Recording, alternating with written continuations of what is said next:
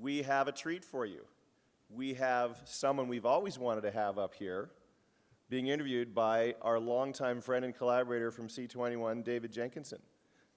David, over to you to introduce this great session, and on with the day. Thank you, Robert. And thank you all for coming on Wednesday afternoon. We know you could be in the bar, so we really appreciate you being with us. Look, Ben needs very little introduction, but the headlines for me, I first met Ben years ago when he was an agent for William Morris in London.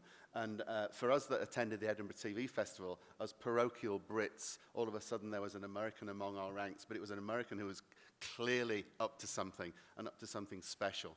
And we all knew that. You could see that immediately. Ben worked for the William Morris agency, and those were the days when he was really, for the first time, finding hits to take to the US. The story from then on is well known. He founded Reveille, he brought The Office, Ugly Betty, Biggest Loser to the US, and really was one of the pioneers of bringing those formats into the US. And then he became co-chairman of NBC Universal. It's not a bad call from those evenings in the bar in Edinburgh.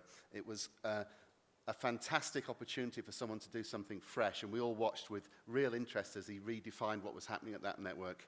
In 2009, he stepped down and launched Electus, again pioneering new forms of content. Particularly, we're here today to talk about digital. It's a broad spectrum of work that Ben's done, but the digital part is the bit that we're interested in. So I want to go right back to The Office, which was the first show really that came through Ben's operation, and begin talking about that and the first digital iterations of how The Office went beyond the television screen. Can you take us back to that time, Ben? Absolutely. Thank you so much for that kind intro. It's great to be here and great to see all of you in Banff. I love it here. It's just gorgeous. So The Office in the first cycle, we only had 6 episodes ordered. It was something so alternative from a comedy perspective. Now, looking backwards, it seems like everyone's doing single camera comedy. But at that moment, it was the first single camera comedy, no laugh track, with ugly people, or as we'd like to say, real people represented in the show. And it took a while to get a sample because it was so different and so alien. You got to remember this had come on just after Friends had gone off air and was a very different kind of tone and energy. And because we only had 6 episodes and we were a mid-season launch, the fight to get renewed was really aggressive, and we were able to get a pickup for the fall. But they normally, during the summer, ran the reruns of the series. But because we only had 6 episodes, they were nervous about running those episodes into the ground and potentially not getting a sample for them. So I went to my writer, collaborator partner, Greg Daniels, and said, who's been here and loves Banff, and said, why don't we do webisodes? Why don't we do some content connected to the show that's fresh and original, that can air throughout the summer digitally and be found and spread virally? And so we built out the first ever web content based off of a narrative linear broadcast television show. And those webisodes became a way to get an audience to sample it. They really served more as a marketing tool than as a transactional tool to make money from the content. And we ended up building an audience. We were able to set a mystery in the accounting office, for those who are fans of the show, and use some of our secondary characters who hadn't been featured in the first 6 episodes and grow them out. And that was an awesome experiment and something that I feel really launched the initial kind of episodic story opportunities that now are prevalent everywhere on the web. We did get steamrolled in later on because that became a test case for all the guild negotiations. And you and I have talked about this before. So the unions in California then challenged that we had done these 2 to 3 minute episodes and felt that all the writers should be receiving a full episodic fee, that all the actors should be receiving a full episodic fee. And so it became both cost prohibitive, and Greg himself was actually called to testify during the WGA negotiations over our little attempt to just keep the show alive and get a sample for it. And I think that's one of the reasons that killed so many of those opportunities going forward, and that we don't see that much of that with other television shows right now. How many people were watching that portion of the digital iteration, and how much do you credit that with catapulting the show to the position it went? Well, what it did really well was create a thought leadership position for the show.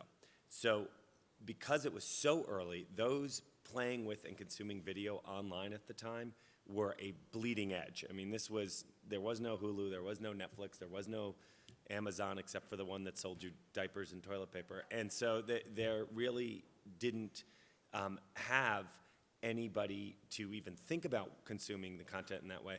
But that and Steve Carell starring in 40-Year-Old Virgin got us sampled and really helped us get picked up for a longer term. And when we returned, there was a bigger audience than when we had left. And so I give that credit to both those things.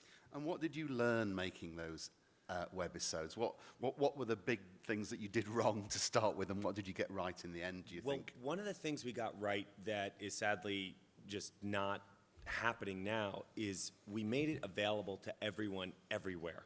So we're living in this environment, and I get it because it's driven by correct financial exclusivities and differentiation, but it wasn't in a walled garden. We put it on a website, and if you wanted to tag it and send it and email it and share it and play with it and post it and use it, you could. Now, all that content lives within a windowed environment and is either on a Hulu Plus player in a Netflix world, on an Amazon Prime world. It's not available across all the worlds. And I think that was a big advantage, and I wish from the marketing side of using content, we could do more of that, because the networks themselves also recognized, we can charge advertisers exclusively to bring them into these digital offerings, so now we only want them on NBC.com on our player, or we only want them on CBS.com and on our player. I think I also learned, you can't just go play in big-time Hollywood showbiz. You can't just come up with an idea and go try and execute it with your team of creatives, because there's a big established infrastructure of financial stakeholders from the unions and the distribution platforms that are not going to let you just play. And so that was a big awakening, and I was shocked at how much of a hangover from that we had to deal with straight through to the strikes when I was running the network, 4 years later. What did that lead to? So you clearly thought, here's an opportunity to do something different to pure television programming. How did that then jump to what you did next, and how did it inform what you did next? So I recognized there's an audience for this. And what we did next is we built a partnership with Microsoft, and at the time, MSN. I don't even know if MSN has any living people on it. Yeah, exactly. But at the time, they and AOL and Yahoo were all competing, but they were the ones leaning in and saying, let's try some content with some more traditional storytellers, and took the format of The Office and went and approached Craig Robinson, who you may know as Daryl from The Office, and also you may be huge fans of Hot Tub Time Machine. I'm not sure. There's a sequel coming with Craig. I have nothing to do with it. I just wanted to say it. Craig agreed to do something called Mr. Robinson's Driving School. And it was basically about the worst driving instructor in the world. And we got an automotive company who cared all about safety to be our partner and sponsor, and ran those on MSN really successfully. We then followed up with a comedic version. If you all remember, one of the first docu-soaps out of the UK, which aired on, I think it was A&E in America, was Airport. It was about airport, so we did Airplane with Tom Arnold as the captain of our plane. And so we did that, and then we kind of learned from that actually what was best for that moment on the digital platform were things that may have come from our Hollywood branding and storytelling, but were more utility driven and not as much story driven, because those shows, albeit good, were just lesser versions of what was going on in TV, kind of similar to a lot of what Hulu has done versus what Netflix have done. Like what Netflix did is they said, let's make $5 million versions of the show instead of $2 million versions, and let's get David Fincher and Kevin Spacey. And we kind of went to, well, we're not going to get Steve Carell. We'll use a secondary cast member. And so I learned quickly that just because you can get distribution for it, you really need to, if you're telling episodic content, stories, regardless of the medium, you're going to be compared back to television if that's kind of the format you're imitating. So then we went more in the utility phase. And Biggest Loser, which I co-created, thank you. I like it. We're all joining, we're all going on soon. So in Biggest Loser, right from the get-go, we really went after a utility play in digital. And so we had this great brand on the network.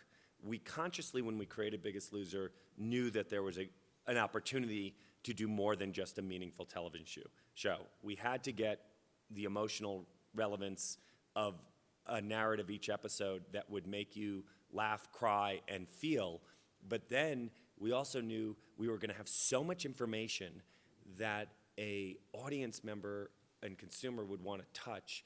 And also in our commerce head and our business model head, we saw an opportunity to potentially create a rival to something like a Weight Watchers or a Complement. And so I remember, and you and I have talked about this too, going to lobby, at the time it was Jeff Gassman running the NBC reality group, and said to him, I really want to build a subscription web service connected to The Biggest Loser. And his reaction was, no one will pay for it, no one will do it, and we won't fund it. And I said, okay, what if, and this is usually my rhythm of my getting no's, I'm used to no's, so you just find ways to the yes. And I said, what if I could get someone else to fund it? And he came back and goes, maybe. So then I went back and I said, okay, I found somebody else to fund it and partner, and that was Rodale, the big publishing company who has a ton of magazines, I think it's privately held, family-owned business, including Prevention Magazine and others in the health and wellness space, and got Rodale to agree to fund it. Jeff's team then came back and said, okay, and I remember, I think it might have been a woman named Vivi there, but came back and said, yeah, that's great you got them to fund it, but we're only going to grant them a 1-year license, because what if it works? And I said, yeah, well, then you fund it. Like how do you, and then I also offered that we would fund, every iteration. They're like, well, it's within our window, within the US market, we control those rights. And I said, okay, let's do it. Let me go back and see. And then we partnered up with Rodale, Reveille at the time, and NBC, and that web offering, that subscription web offering, became not only one of the most lucrative elements of The Biggest Loser, but it also became an element in which we were able to drive the deepest fan engagement. And so when you look at a lot of the way the traditional linear television shows tap into their digital representation, typically it's reruns, right? It's like, okay, I can watch it on a Shaw platform, SVOD, or, like that. And I don't know if Shaw has that platform, but I was trying to draw a parallel to Comcast. But what we found was those fans who were engaged and then following Jillian Michaels' workouts, buying into Bob Harper's nutrition, all much deeper and detailed and transportable than what was available just from the narrative information of the show, told their friends about it, and showed up every week, and then brought their sisters to it and their cousins to it, and it grew and grew and grew. And that was a real learning curve for me about how valuable information was on the internet. So it's that relationship with consumer products and the integrity of the show and the driving the audience to and from these potentially these transactional purposes. Were there any inherent problems with that, and did it ever compromise your sort of editorial around the content of the show itself? Luckily, we really built a church and state, and a little known fact, Biggest Loser, was I, as we were developing it, was very concerned that my producers, who were not necessarily nutritionists or weight loss professionals or exercise physiologists, but were in fact great storytellers, would kill someone. I literally was like, oh my God, what if they make them run the marathon and there's like, who's check? So I went to my personal general practitioner doctor, who you know if you watch the show, Dr. H, and I went to Dr. Huizenga, is his full name, and I said, Doc, I'm gonna put together a dream team, but your job is to make sure no one gets hurt. And you need to ensure that the people playing the game, including the trainers, because the trainers play the game too, don't push our contestants too hard, and that you're there to consistently monitor, ensure their health. I say that because that helped build a church and state so that everything was vetted from a medical perspective as it related to what we did with the information we put on the web offering. And then in show, we discovered the fans wanted more. And I think it's one of the reasons in America, Michelle Obama partnered with the show and built out a whole American, let's lose weight with the show program and Million Pound Challenge.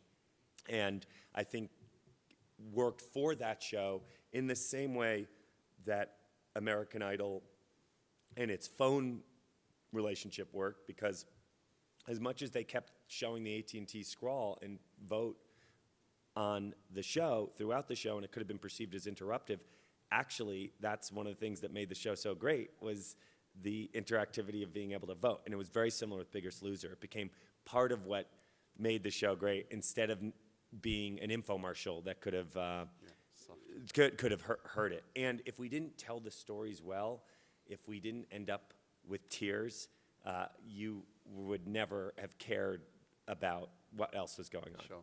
When you look at the P&L of that show, what percentage of how does the revenue split break down between what would have been a traditional on-air proposition and what is that ancillary revenue driven by digital?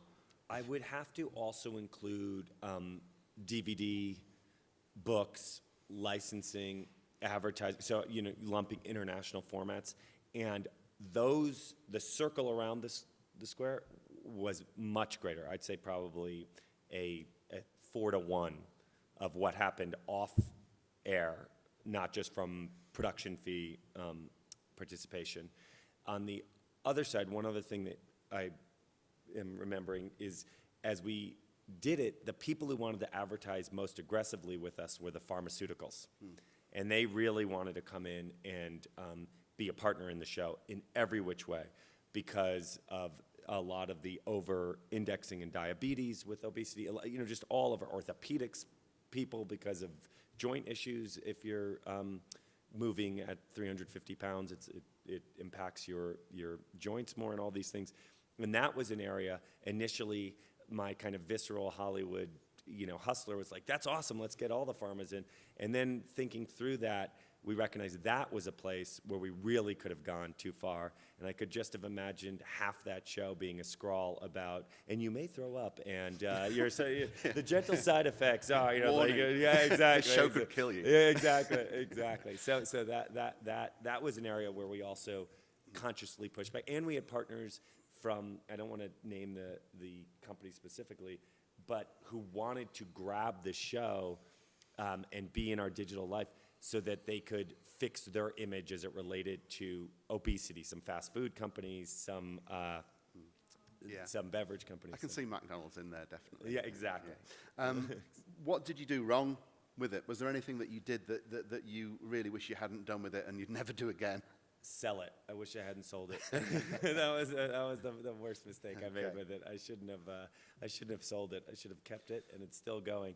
I think that show is really is great. I mean, I think it does a lot of great work. It's like doing well while doing good.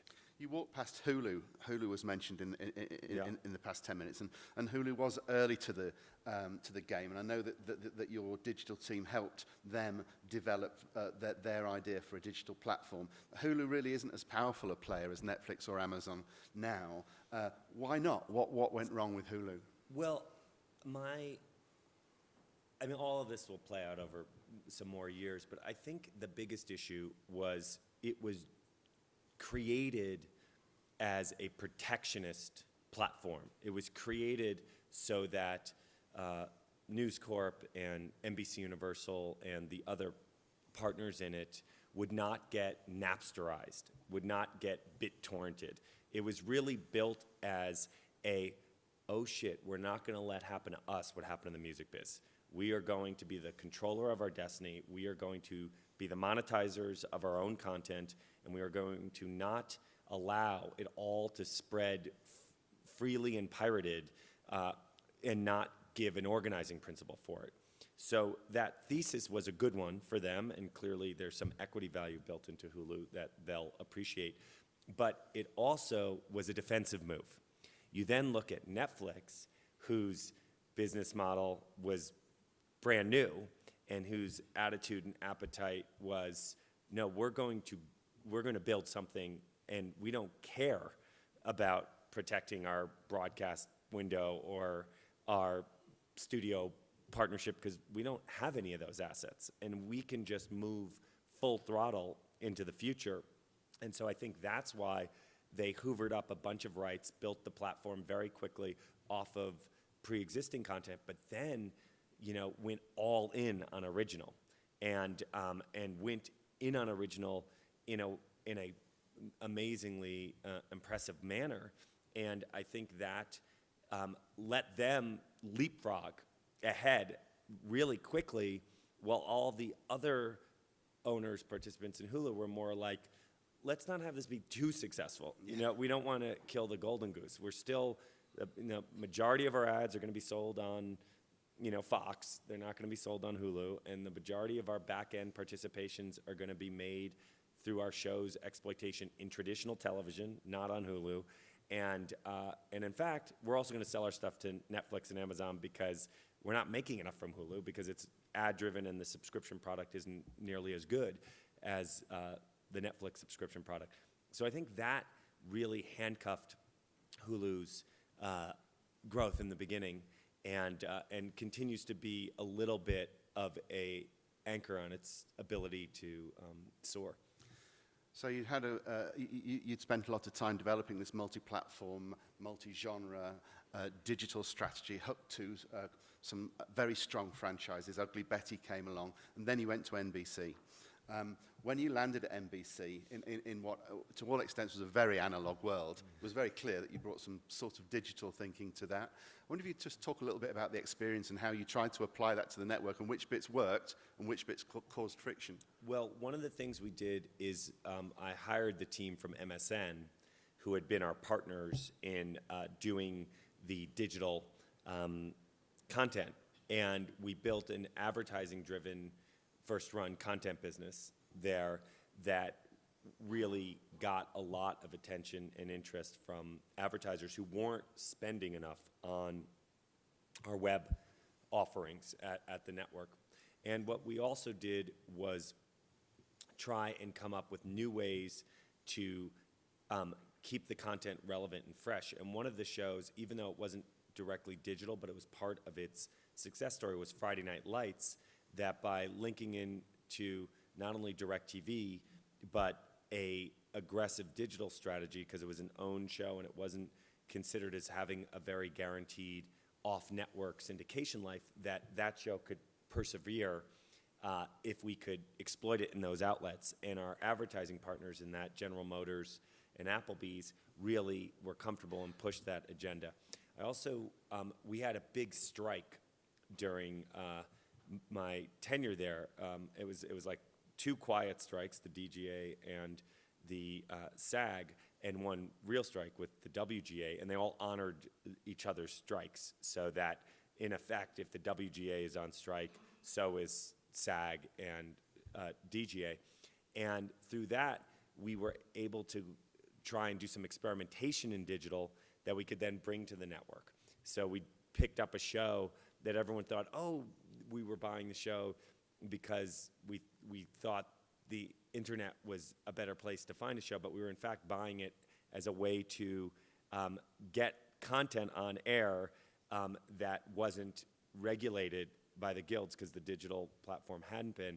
And so we did a show called The Quarter Life with Marshall Hershkovitz, which we bought off as a negative pickup that they produced and came out of the online world. But I also remember trying to push forward a lot of agendas, like Facebook and I were trying to build stuff, and we had so many opportunities to be an anchor tenant in Facebook and really drive it. And a lot of our digital experts thought they were a competitor. And I really saw them as a marketing platform, which they've clearly demonstrated they've become. And that was just stuff that was hard to get people to think Early days. differently, and it was early days, and I think a lot of people didn't understand it, care about it, touch it, or if they did, they were scared of it. Yeah. And there was a sense, oh, the next guy can deal with that. You know, that I'll be out of here before that becomes an issue for me to manage. And the other big one is that has to protect itself. I mean, the network has to inherently protect itself. And I think the biggest protectionist move it made was selling to Comcast, who has the ability to offer all that digital through its own platforms and control it in a different way. Okay. I'm just going to pause there and see if there are any questions, because we've covered a lot of ground already, and there's still further to go. So I wonder if anyone's got any questions. If you could put the house lights up, and maybe if someone has a question, you could raise your hand. We'll get the microphone to you. Tell us who you are before you ask the question, please. Mark Simon from Sell Your TV Concept Now. So it seems like you've really been on the forefront of a lot of great new ideas for digital. What are we moving to, or what do you see that you want to see happen next? What's the next thing I can tap into with you? Well, I think a keg downstairs of Molson, but there is my own thing right now is the convergence is so accelerating, and convergence of technology, advertising, and storytelling, and all the stakeholders in all 3 of those arenas driving together. I think the slowest ones to the table are the advertisers right now, but you will see that start to accelerate as good examples of really winning projects that bring those 3 worlds together start to, transform. On the other side, the internet is also becoming, in my mind, a media platform.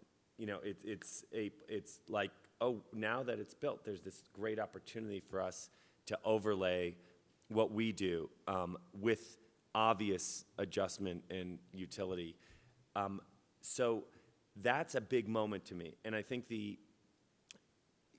there's no question that we're just having more screens in our life, and we're just going to continue to be bombarded with imagery and content in all formats, and content as apps, and what is also going on in that regard is like the Google Glass is going to be the Google eyeball soon, and that kind of like incessant access to information through a twitch and a hand wave is going to create great opportunities for everyone in this room and in our community, because it's still all going to be dependent on finding emotional connections to the audience or consumer that you can then build all those things around.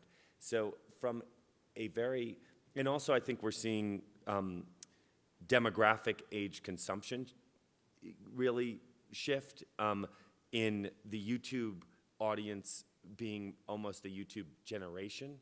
And so making sure that you're building some real estate in these new platforms while still focusing on the mothership and the traditional television marketplace, if that's your business. And so that's something we've really been doing. I saw Evan walk in, who works with me in our digital department, and we've done a ton, and I know you're going to get into this, but with YouTube, and we built a Spanish language platform with Sofia Vergara and her partner Luis Balagua called Nuevan. I keep talking about the explosive Hispanic and Latin marketplace, and it has not a lot of relevance in Banff, but I'm telling you, south of this border, and then further south of our border, and then a little further south of those borders, it's an incredible population story and demographic story, and a story of a culture that over-indexes in media consumption. And so that was a really specific effort that we've done that we're going to grow out. We also did something called Watch Loud, which we brought in Eminem to be our partner and his partner Paul Rosenberg, and we're building that platform out as well with YouTube, and now off YouTube we're doing a big concept called Total Slaughter, which if any of you saw 8 Mile, the Eminem movie, is basically rap battles and in that space. And we additionally have something called College Humor, which is the #1 web comedy property. And through College Humor, we're not only a top 10 YouTube channel, but we are our own destination and advertising driven and doing content off of that. So even though we're making Marco Polo for Netflix and Bear Grylls for NBC and Bet on Your Baby for ABC and Jane the Virgin for the CW, we are also equally spending the time to build Watch Loud with Eminem and Nuevan with Sophia and grow College Humor's business and its adjunct businesses like Dorkly. So the hard part is you got to do twice as much work, and you got to have 3 times as much expertise, and you've suddenly got to be going from an ad sales meeting to a technology conversation about what kind of servers we've got and the ability that we can get this content out there and what speed, to the traditional of can we build an Irish-Canadian co-production for our big drama, you know, and all of those things I think are required of the producer of the 21st century and certainly of a media content entrepreneur. But I cannot be more bullish about us all being in this business at this moment. It's the right time. And if I was anybody who comes into my office to interview for a job, I'm constantly like, you're in the right place. You know, you should be looking at this. There's one other piece, and especially because we're in Canada, and you guys have a freedom of movement almost even bigger than our freedom of movement as Americans, and the world outside of you know, our belly button is lagging a little bit, but has the potential to leapfrog.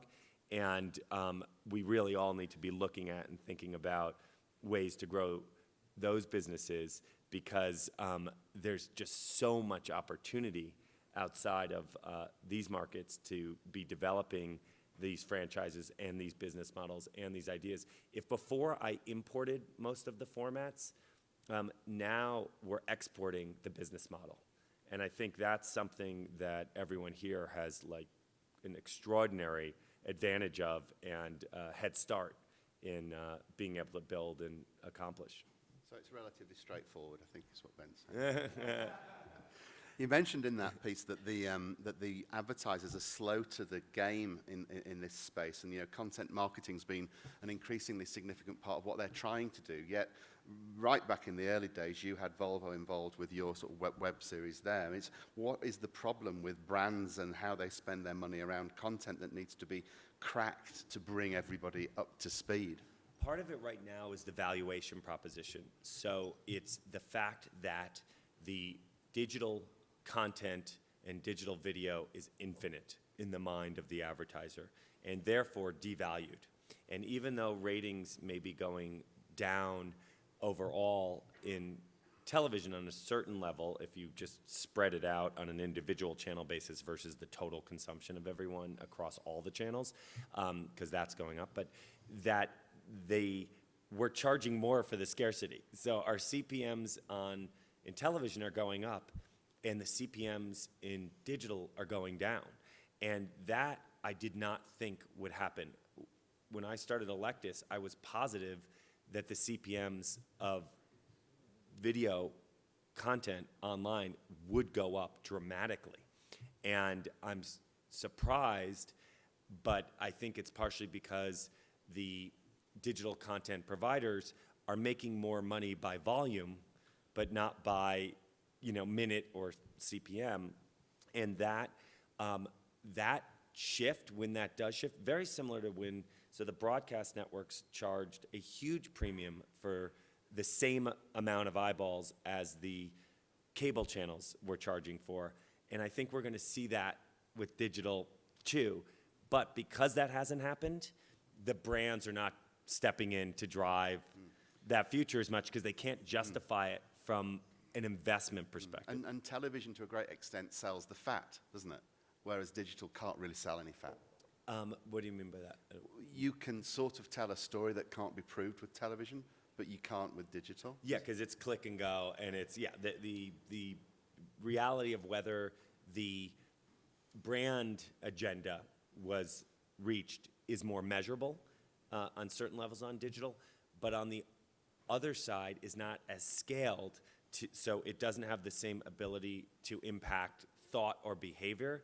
It does have the ability, and you can make a lot of money in doing the kind of advertising that Facebook does, the COA advertising, the cost of acquisition, the actual company that wants to advertise in a medium that if the click-through happens like Match.com and you get a subscriber for 6 months who's paying you $10 a month, and that subscriber, half of those subscribers are likely to stay on for an additional year or whatever that attrition rate is, they're willing to pay a huge amount of money for that single person to Facebook or Twitter or wherever they're getting that audience. But as it relates to more story-driven and episodic-driven content, and I think that's the big issue with the YouTube pricing platform right now, is there's a lot of promise and hope from these massive audiences. You hear the numbers, and I'm sure all of you have been in a meeting or read an article or seen something where someone's like, yes, we got 600 million views a month, and we're getting,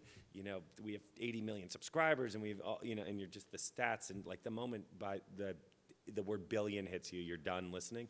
But they're not making nearly as much money related to, because there's too much of it.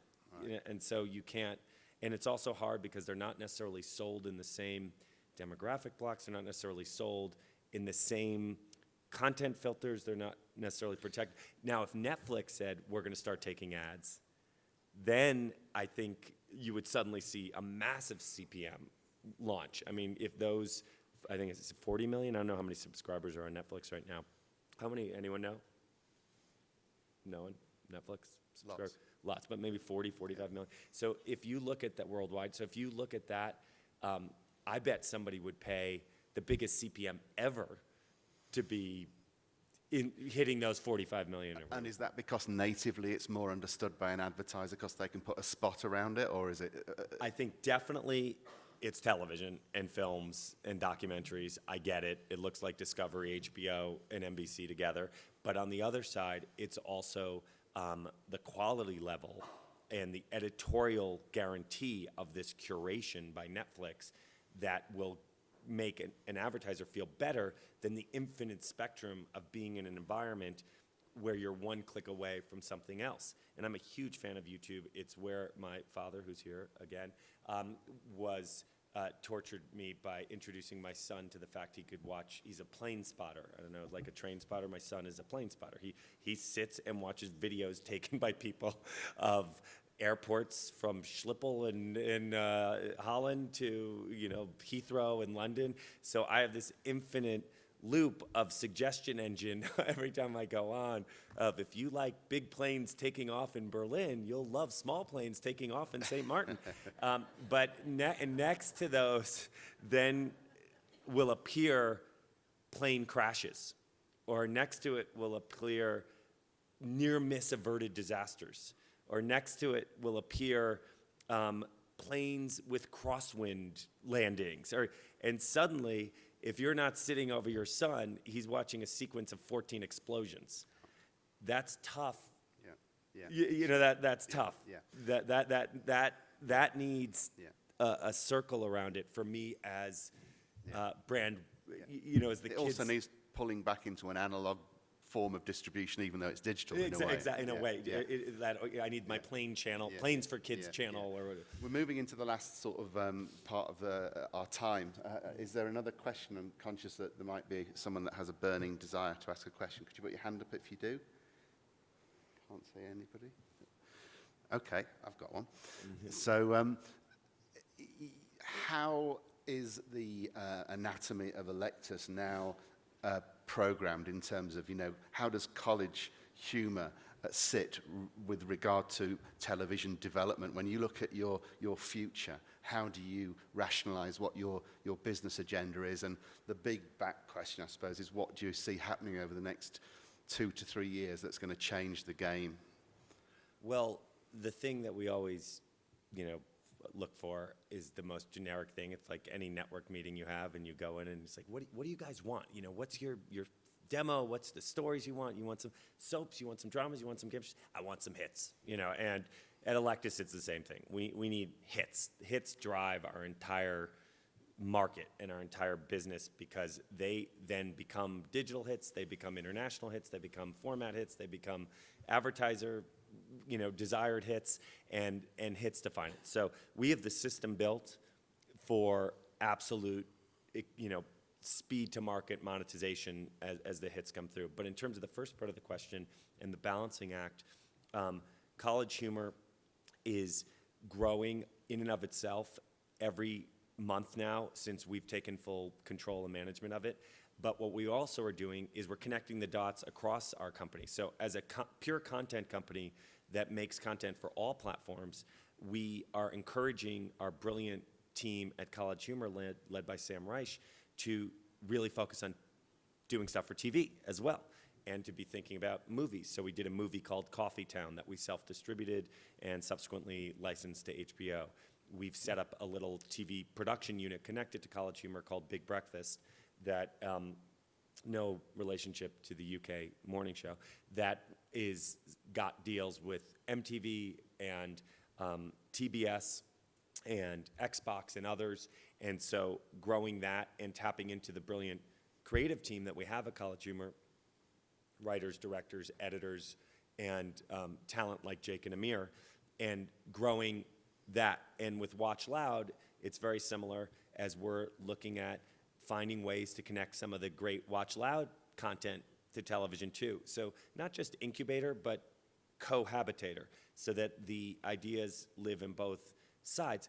Very similar to what we did in taking The Office to digital, or taking Biggest Loser to digital, or what we did with Fashion Star, where we really translated on the digital through commerce.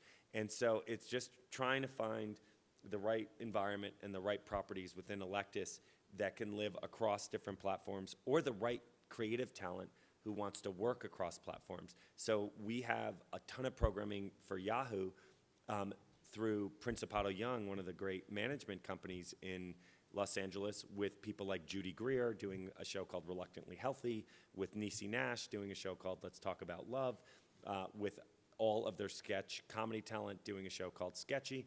So we're doing that kind of stuff. We've built a business with Will Arnett and Jason Bateman all around, called Dum Dum, around doing brand-led content, most of which has been first-run digital. We've done documentaries that we premiered in a movie theater quickly with Morgan Spurlock and Jason and Will and Zach Galifianakis, called Mansom, that we then aired then we went immediately to Netflix as the next window. So just tapping into all these brilliant people and saying, what story do you want to tell?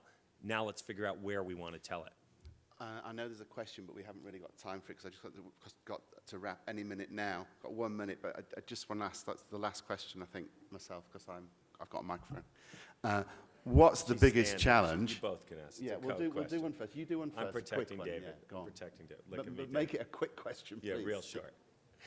Where Okay, is my it? question is, you've obviously hooked up with great stars and do those connections, but what do you see as the best curation platform for finding stuff out on the internet? Because, you know, we can't always just rely on Netflix. Who's out there that's really doing a brilliant job of that? Well, I think there's a great opportunity, and I just got shown a basically TV guide of the internet, which I thought was an awesome property that linked all of the different Hulu, Amazon Prime, Netflix, NBC.com, Xfinity, all of the platforms, and you could search for like